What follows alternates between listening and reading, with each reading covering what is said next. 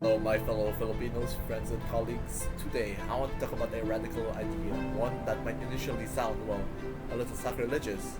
Can we and should we make Jose Rizal obsolete? For generations, Rizal has been an unwavering mirror reflecting our national soul.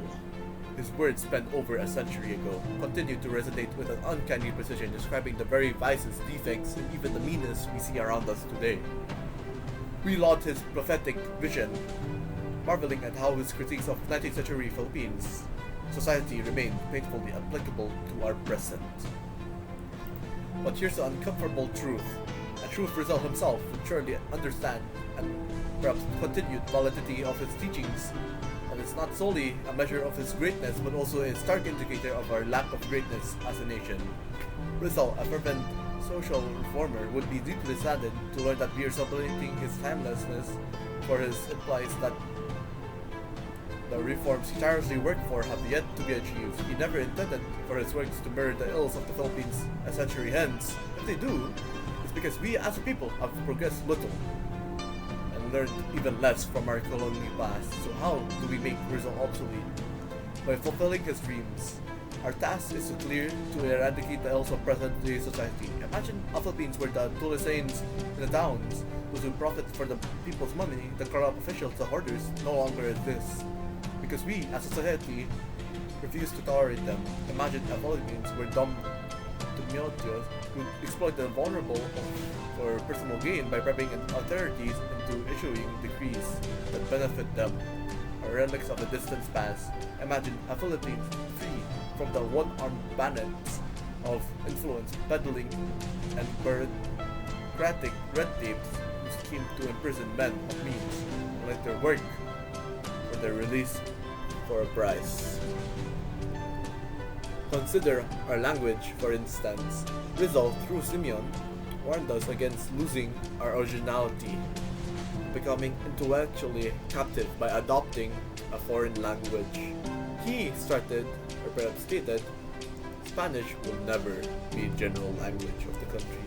The people will never talk it because the conceptions of their brains, their feelings, their hearts cannot be expressed in language. Yet here we are, still grappling with our linguistic identity, sacrificing our native culture for a superficial grasp of a foreign one. Making Rizal obsolete means truly embracing our national language, fostering a deep understanding among ourselves before seeking to be understood by others. It means shredding the Donna Victorias who belittled the Filipinos and pretended to be Occidentals, and the Captain Tiagos who fawned upon the cringe before the power that be concerned only with their businesses. It means having no Basilios who, despite personal suffering, remain indifferent to national issues, concerned only with their own comfort and success. We need a nation of Rizals, not heroes who die for our country, but Rizals who live and work patriotic dedication to realize his vision.